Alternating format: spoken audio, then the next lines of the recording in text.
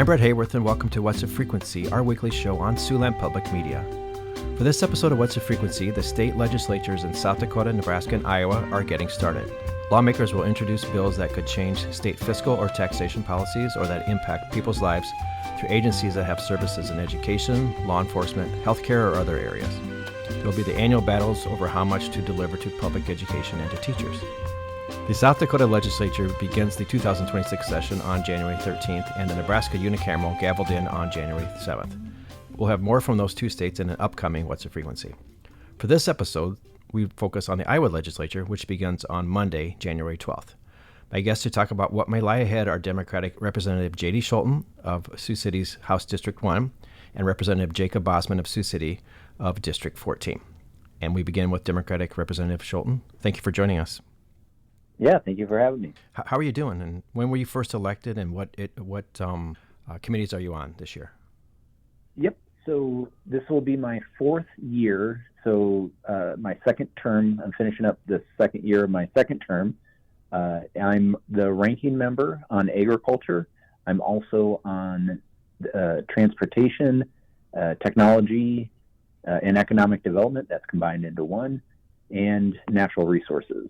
And so that's kind of my focal point while I'm down there. But yeah, as we go down there, it's kind of anything and everything. Mm-hmm. And is it getting easier to serve, with the more years that you put in the Iowa House? Is there, some knowledge of the institution and processes and such that has come? For sure. And it's also, I know much more on what to expect. I think that's one of the bigger things, like when to, when my girlfriend asked me, is there a good weekend we can get away for the weekend or something like that, I know which ones to kind of stay away from and which ones will hopefully work out, but you never know. That's the big thing is you really never know. And going into each day is completely different. And you think, a Tuesday is going to be quiet, and then all of a sudden you're there until 9:00 at night and hadn't had a chance to grab a bite to eat type of situation, and just one of those things. So it's very unpredictable, but being my fourth year now, I know what to expect in the unpredictableness. Okay. And how do you, as a state representative, over the weeks, over the last recent weeks, I'm guessing, how do you get ready for the session? What do you do? Yeah, there's a lot of pre-legislative meetings. So the Iowa House Democrats met in early December. I did it virtually. It was one of those storm weekends, and so I didn't want to have to travel if it wasn't necessary. So we did a virtual meeting. I gave a presentation on agriculture committee, and then there's just a ton of meetings with different groups. A lot of them are annual meetings, and it's good to know kind of where everything is in the city and in the community, and making sure you understand what's happening here and what we can do down there to improve our lives here in Sioux City. Okay, and Republicans are again in the majority in the Iowa Legislature in both chambers, and Democrats are in the minority in the Iowa House where you serve. First of all, who is the leader of the Democrats in your chamber, and how do you as Democrats come up with a playbook that you want to pursue? Yeah, so we have a new leader. It's Representative Brian Meyer out of Des Moines. Jennifer Converse has been our leader the past few years, but she's running for Congress and stepped down from leadership to focus on that. And so it's going to be a little bit new this year from my three previous years. And one of the things that I liked what they did was, for the last few years, Republicans have talked about property tax being the number one issue, and yet we have not even seen a proposal from them. And so what Brian Meyer and Representative Dave Jacoby out of Coralville have done is come up with a plan, and they announced it on Monday. And I think it's really good to show hey, this is what we're standing for. This is what we think will work for Iowa. And as we go through these debates and everything, we can, at least as Democrats, we can say, hey, we offered a solution, take it or leave it. But this is what we would do if we were in charge. And for folks who are wondering, here's a couple of the top points in it. We really want to do the triple the homestead tax credit for Iowans and cap property tax growth at 4%. We want to provide immediate relief to Iowans by rebating $1,000 to homeowners and $500 to renters. And in doing so, we feel that we will show that the state supports police, fire, and EMS retirements. I worry that there's going to be a lot of cuts when it comes to those when numbers get shrunk, I guess.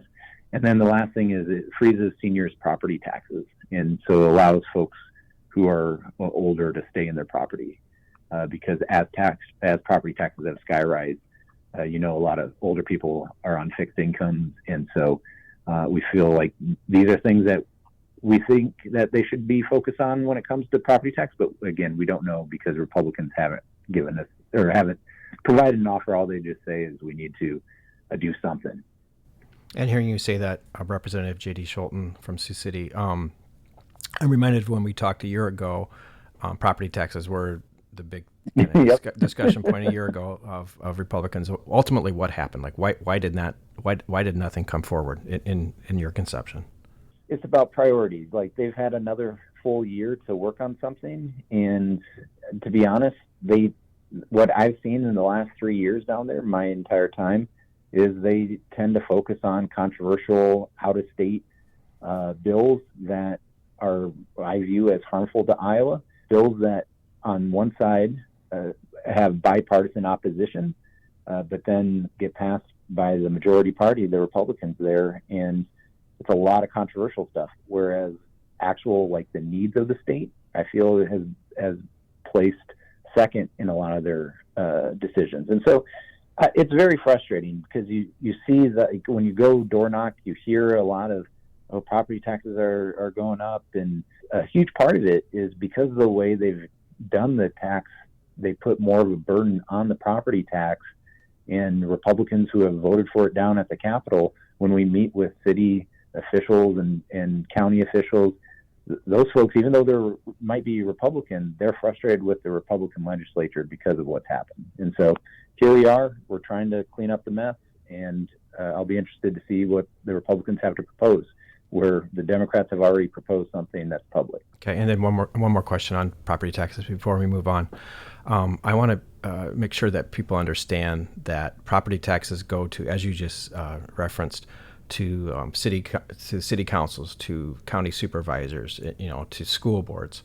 So so they go there. So if there is anything that the legislature does could impact a wide variety of entities, and in addition to the property owners themselves. Exactly, and that's what we've heard for the last 2 years. Like when you talked about these pre-legislative meetings we've had the last month or so, we're going to be meeting with the Sioux City here, the city council, and different people who work with the city. We have that later this week. And what we met with them last year, they brought this attention to us and saying how what we have passed down at the Capitol, it hurts cities and it handcuffs them on what they can do with their money. And they're looking at having to potentially, whether it's lay off police men and women or firemen and women or EMS workers. And so like they're frustrated with what's happened down at the Capitol. And so because they felt like they just can't really do much.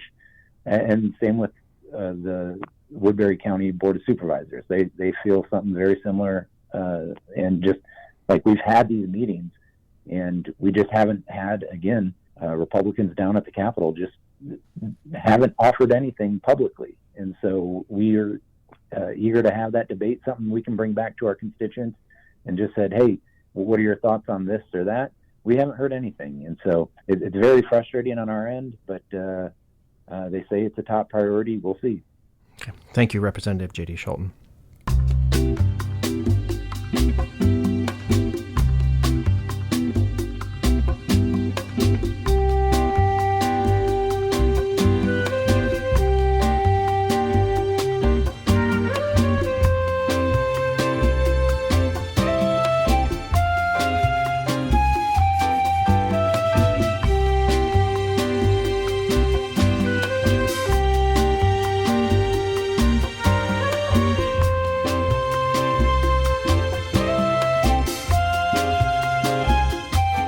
And we're back for more in this What's the Frequency show discussing the upcoming session of the Iowa Legislature, which begins on January 12th. I'm talking with Democratic State Representative J.D. Scholten for one more segment here.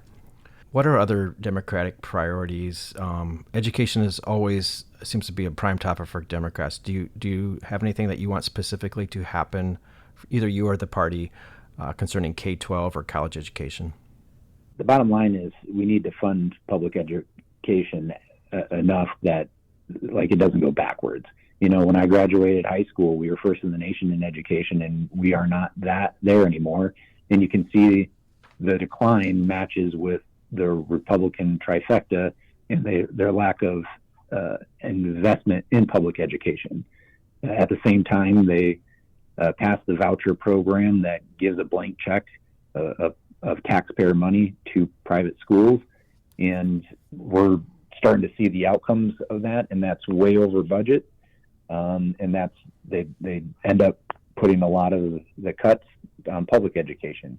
You have states like South Dakota where their governor has offered a 0% raise in their what's called SSA funding, which is additional money for public education. We're worried that or somewhere below the 2% mark, which Republicans have been at the past few years. Democrats have offered 5% the past few years, and they haven't been for that. And so it just, when it comes to education, it's been very, very frustrating because that's something that growing up, both sides could agree upon. It was a priority. And the whole reason I got into deciding to run for state office was my grandmother was my biggest inspiration. And she was a fifth grade teacher. And when I was thinking about running for state house, that's when they started attacking the teachers and called them having a sinister agenda and all that stuff. And that type of crap I didn't like, and decided to run, and here I am. Thank you. Do you feel that what you just mentioned there, the educational savings accounts that were put in place by Republicans, that can be used by Iowa families to attend private schools, are those going to be ironclad, or is there any way for Democrats to push back on those? Until Democrats gain the majority, I think we're stuck with those. We're even offering situations of, can we at least cap the number? Because, again, this is a blank check to an out-of-state organization that oversees this with no mandatory auditing, no mandatory reporting. We have no idea where this money is going, and this is taxpayer money. And so there's some things in there that we should just have some common sense, just concepts around what's happening with this and the funding of this. Because, again, it's taxpayers' money that's doing this. We do it with public schools. We do it with all a lot of other things, and having auditing ability where your taxpayer money goes, that should be a core principle of what we do down there. But when it comes to the vouchers, for whatever reason, that's supposed to be special. So it's been a huge frustrating part of being a Democrat down there, is trying to just offer some common sense solutions to their plans, and it goes nowhere. And the voice you're hearing is Democratic State Senator J.D. Scholten of Sioux City. Other topics that you want to address, where you personally want to see bills, or again, as a party, things you that we haven't talked about, whether it be healthcare or what have you, other priorities that you want to mention here? Yeah, so one of the things that I think foreseeable things going into this, and this is going to be a unique session because it'll be the first time in a long, long, long time that we have a lame duck governor. That was my next question. Continue. Go ahead. Continue. Yes, go ahead. Yeah, so we don't know what's going to happen, because typically, what we've seen in the past is the governor gives her condition of the state speech, which will happen on Tuesday night. Then that kind of sets the agenda for a lot of the session. But with her not running for re-election, we don't know if the leaders in the House or the Senate are going to go along with those things, because, again, she's lost a lot of her political capital by not running for re-election. So we don't know what's going to happen. But I'll say this, is that one of the things she wanted was an Iowa Doge, like they did at the federal level. And she had it it looked like mostly, I don't think there was, it was bipartisan by any means. I think it was all Republicans. Just real quickly, sorry. For those who don't know, DOGE would be a Department of Government Efficiency, so looking for ways to save money. Go ahead. Sorry. Yes, exactly. And thank you. And our argument is that we have that already in the state auditor's office, but they passed a bill to limit the state auditor's ability to do their job. And because it's a political ploy, because that's the one Democrat statewide in Rob Sand. And so they created this DOGE task force, I guess that you'd call it, and they offered a lot of potential things to do, and it goes anywhere from getting rid of 4-H to changing IPERS. And IPERS is the retirement plan for public employees in the state of Iowa, which has been wonderful to a lot of people, and that shouldn't get touched whatsoever. It's doing fine. And so we're worried that the governor and Republicans are going to take up some of these suggestions that DOGE, again, not elected people on a task force that, I mean, kind of looks like self-interest in a lot of this stuff. And so not really supportive of their outcome, and hopefully they don't do anything legislatively. And thank you for anticipating my next question and delving into. I want to talk about the politics of how that might color the legislature and how you guys function this year. Yeah, I mean, it's going to be interesting because I don't know when the last time we've had a lame duck governor, and so it'll be really interesting to hear her condition of the state speech, because this is the power she has. This time a couple of years ago, there was rumored that something was going to happen with AEAs. We didn't know what. A lot of the people were saying, it'd go from 9 regions to 7 or something along those lines. Well, on the condition of the state speech, she said what she wanted when it came to AEAs, and the very next day she dropped I don't know how many pages it was over 100 list of what she wanted to do with them and the cuts to AEAs.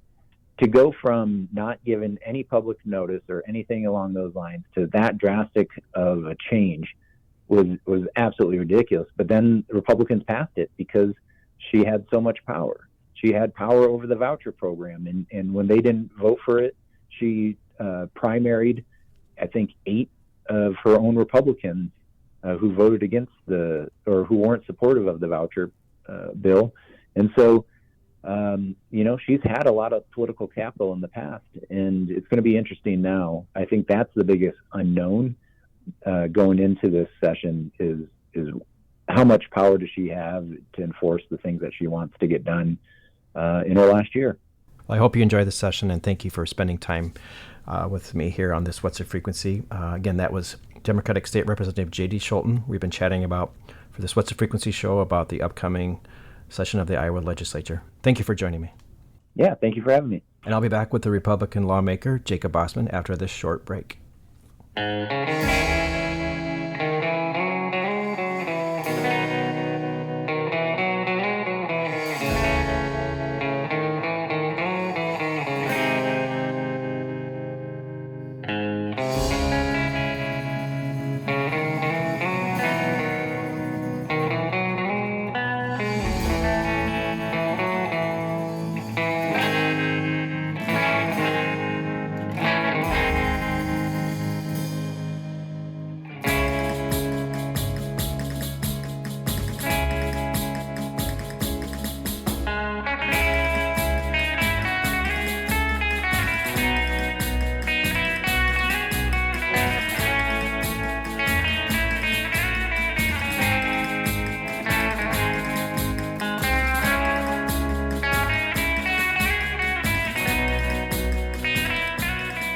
Back for more on this What's the Frequency show previewing the Iowa Legislature, which begins on Monday, January 12th.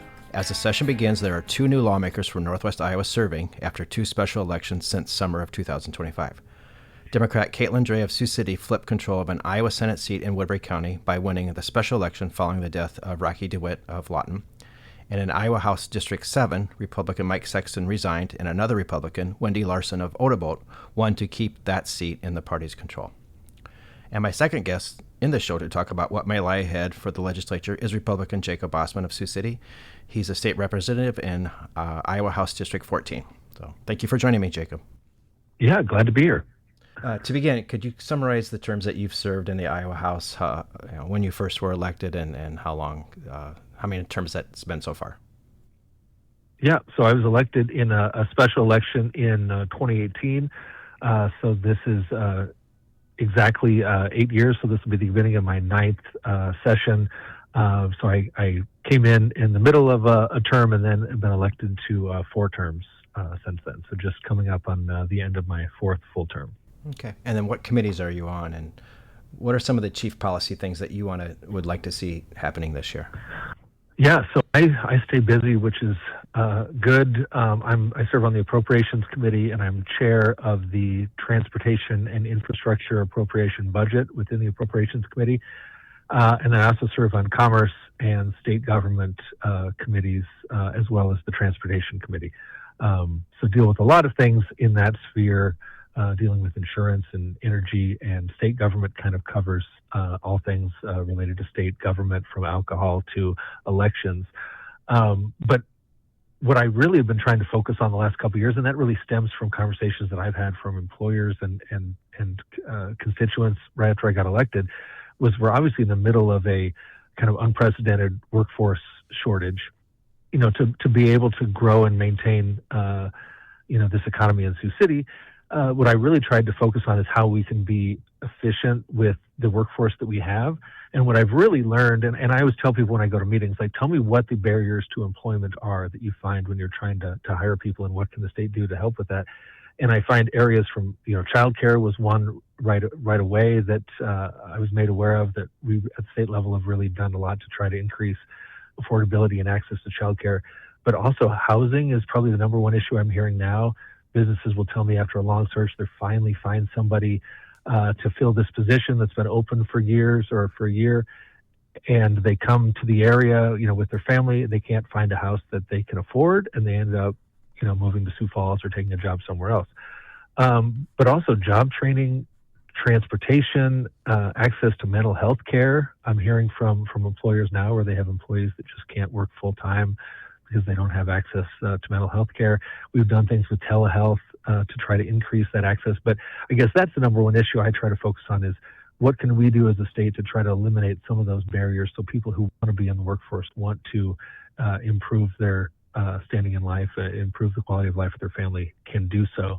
But then the other side of that is we need to talk about growing the state of Iowa. And so what policies can we enact, whether that's lower taxes, whether that is quality of life amenities. A lot of parks and outdoor recreation is funded through the infrastructure budget that I'm chair of, CAT grants for community parks and things like that. But also the University of Northern Iowa this last year enacted a new policy where they're offering in-state tuition to people from neighboring states. Right. And some people look at that and they think, well, why are we giving money to out-of-state people? Well, this is maybe with the intent of trying to get some of these people from Minnesota or Illinois to come to college in Iowa, realize how great it is. And then, studies have shown that a large percentage of people that go to college here stay here and develop their careers and their families here. So I just bring all that up. I know that was a lot, but just that's what I'm really trying to focus on, is what can we do to really eliminate the barriers to workforce, and what can we do to bring people into the state of Iowa. And that impacts a lot of different areas. Yeah, and the voice you're hearing there is Republican State Representative Jacob Bossman of Sioux City. No, that's the perfect entry, I think, to summarize all the things that are important to you. And just real quick, I interviewed the University of Northern Iowa president, Mark Nook, last spring for a frequency show. Yeah. And he talked about that out-of-state tuition for other states. And there has been a kind of a drain from this area of students that used to go to UNI in past decades that were going to USD or South Dakota State. So see, when you get a newspaper and you see the graduating class, maybe from Lamar's or Sioux Center, and it would be 80% of them going to Iowa State or UNI. And I saw one a couple of months ago, and I think it was 80-90% of the graduates were going to South Dakota State. And I saw that not only are you losing those students maybe forever, but then their kids, friends, neighbors, cousins are all going to South Dakota State, and you create this pipeline that might be irreversible. So yeah, anything we can do to keep those people in Iowa, I think is in our best interest, because we need nurses and doctors and engineers and truck drivers and welders and everything. And I think we're losing a lot of these to our neighboring states. It used to be, you would just glance through it and it was kind of like, oh, it was cool to see every once in a while somebody's going to Notre Dame or somebody's going to Morningside, but 80% of them were Iowa State or UNI. And I was just shocked, maybe it was a year and a half ago, opening the newspaper and it was South Dakota State, South Dakota State, South Dakota State, South Dakota State. I was like, wow, when did that happen? Yeah. And I want to get to several more specific questions for you here on certain issues, but just one more question before we get into that. What would you say are the key skills that you think make for being an effective legislator? I think really listening. I mean, you have to be able and willing to go meet with constituents, be present. Most of the main issues that I've focused on, childcare and housing, since I've been down there, came from meetings that I had with constituents, employers, that would tell me stories about the challenges they were experiencing that were different than maybe I thought they were. You go into a meeting saying, hey, are taxes too high? Do we need to lower them? And they say, well, yeah, but we really need the state to help with housing. We really need the state to help with childcare. So I think you really need to be willing to listen, but willing to go into conversations, understanding that you don't know the answers and sort of willing to change your approach based on that, but also discernment. I think so often there's legislators that get one angry phone call about something and they'll say, I can't vote for this, I have to oppose it, and they don't understand that we probably have 5,000 constituents that support this. They just aren't calling you, and it takes a while, I think, to understand that, and that comes back to the communication as well. You have to be in touch with your constituents so you really know what they need you to do and represent them doing down in Des Moines. Thank you, Representative Bossman. We'll be back after this short break.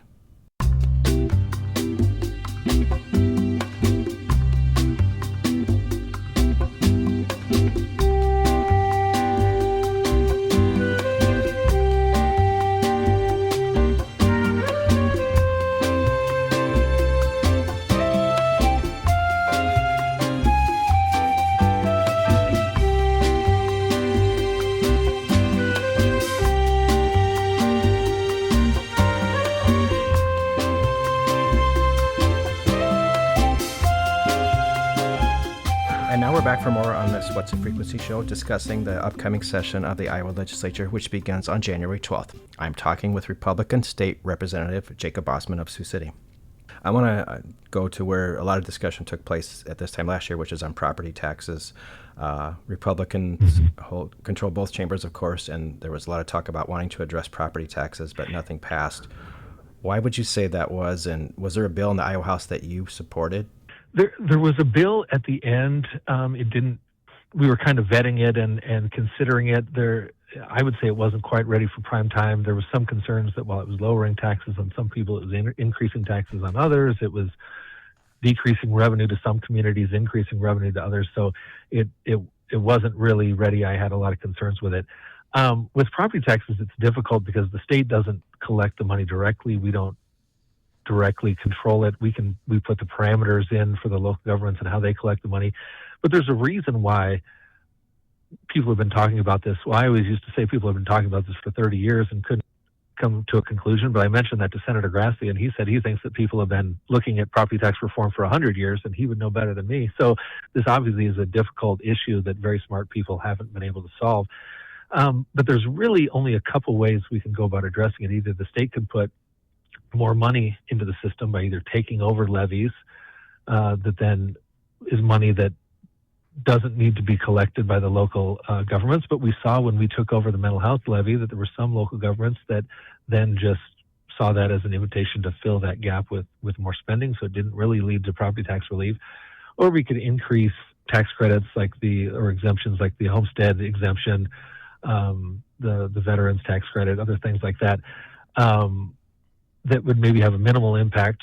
But then the other conversation that you have is really about putting stipulations, requirements on local governments that they can only tax so much, either capping the amount they can increase the valuations or cap the total amount of the growth of their budget at 2%, I think is one proposal.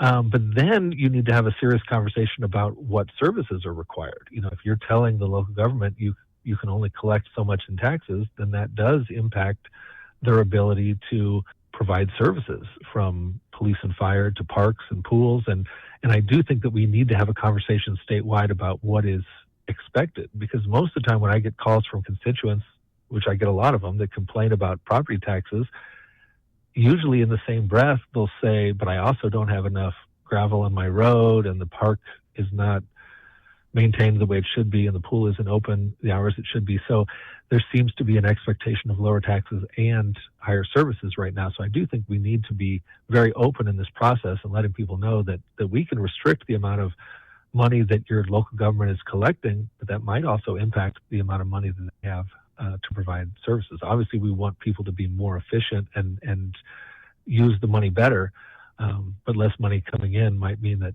some communities have to make hard decisions about the community center or the new park or the pool or things like that. Thank you. Overall, education is top of mind for a lot of Iowans. And what do you want to have happen concerning K-12 schools or college education in the session ahead? So I'm not familiar with a ton of big issues coming up. I know that there's been a discussion a lot recently with the chair of the Higher Ed Committee about community colleges offering four-year degrees. That's something I think we need to be very careful at looking at, because especially in Northwest Iowa, there was really, there probably should have been a Regent University up here, 100 years ago. But because there was a vacuum that was really filled by a lot of independent private colleges in Northwestern, Dordt, Morningside, Briarcliff, Buena Vista. So if you're encouraging community colleges to offer four-year degrees, you're kind of competing with these institutions that have already sort of been set up decades ago to meet that need. There are some areas where that might make sense, like in Southwest Iowa. So I think we really need to be careful about kind of how we approach that. But that is a good discussion to have, how you best serve parts of the state that are underserved. The last couple of years, we've had the conversation about the University of Northern Iowa at community colleges that I think works well and might be a more efficient way to address that same need. So I think that's one conversation we're going to continue to have in the field of education. Obviously funding is always an issue. We need to make sure that there's adequate funding for our K-12 schools as well as the regents and the community colleges, and that's a conversation we have every year. Okay, and I do want to pose a question. When I talk to a Democratic representative who would be in the minority versus a Republican who's in the majority, so I ask kind of different questions, depending upon the control that the parties have. But what do you make of assertions by Democrats that 2% growth for school budgets is not enough the last couple of years? I guess I would push back and say we're still at record spending levels. Schools are still getting more money per pupil than they ever have before. I understand that inflation had been higher than that. Inflation is coming down closer to that amount. So I know the increases in the salaries as far as their negotiated agreements with unions is usually 3%, or the CPI, so it'll probably be lower than the CPI this year. But I understand the concerns. Everybody needs to be more efficient with the money they have. We have a lot of pressures for the limited amount of state resources. The increase in costs in Medicaid to the state are higher. There's also increased costs for other needs, corrections, and other things across the state. So I think people need to understand that we're doing our best to make sure that we're getting a good amount of money into education, the amount that's needed to provide a strong public education for all Iowans, but also there are a lot of pressures elsewhere in the state budget for those funds as well. Okay. And two more questions for you, Representative Bossman, before I let you go.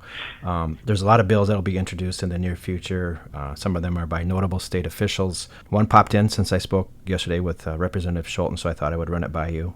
Iowa Attorney General Brennan Byrd is asking lawmakers to allow for lifetime no-contact orders against sex offenders so that survivors don't have to seek an extension every 5 years. And I know maybe you haven't necessarily seen that. Do you have? I don't know, maybe it's early, but do you have thoughts on that? I haven't seen it. I'm open to that. I get a little concerned when you talk about lifetime, just because things can change. I know you can argue in this situation, maybe things don't change. So I'm open to it, but I do know there's a reason why they have to revisit things, why it's set up that they revisit things every few years. Like I said, I'm open to that. Definitely maybe expanding the time period. But yeah, as with anything, you want to see the language and you want to really look into it and make sure that there's not any unintended consequences. But I completely understand. There's also an issue kind of going through the courts, and there's been talk of legislation that would deal with something similar, that victims wouldn't have to, especially minor victims, wouldn't have to face their accuser in court, because there's concern, rightfully so, that would create, undue trauma for the victims. So we definitely need to be very sensitive to the victims of those heinous crimes. Okay, thank you. And then I guess one last question before I let you go. Is there any legislative topic that you want to share some light about that I haven't asked you about?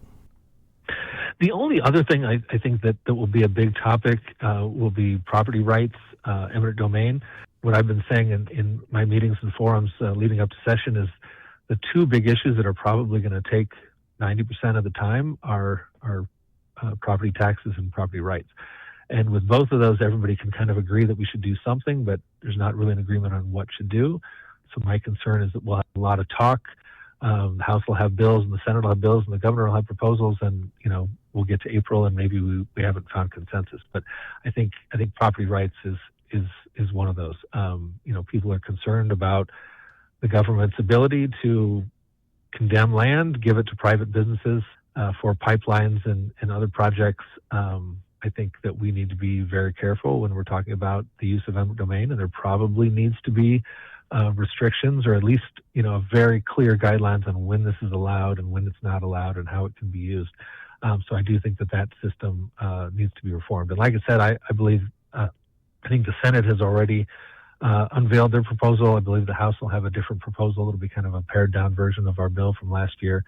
So hopefully we can find some consensus on that issue as well and protect landowners. Thank you for bringing that up. I was definitely remiss for not even posing a question on that, so thank you for that. Thank you for discussing some of your objectives and outlook on the Iowa legislative session, Representative Bossman. It was nice for you to join us yet again.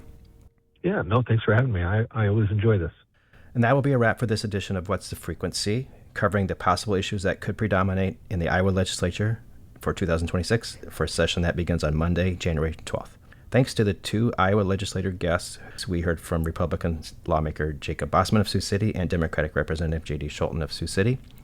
As we move into a third year for this show, thanks for being a part of our station as we work every day to tell the stories about Siouxland that inform, entertain, and expand the mind. Thanks for listening, and please join us again next week. What's the Frequency airs on Fridays at 10 a.m. and again on Sundays at 2 p.m. For Siouxland Public Media News, I'm Brett Hayward.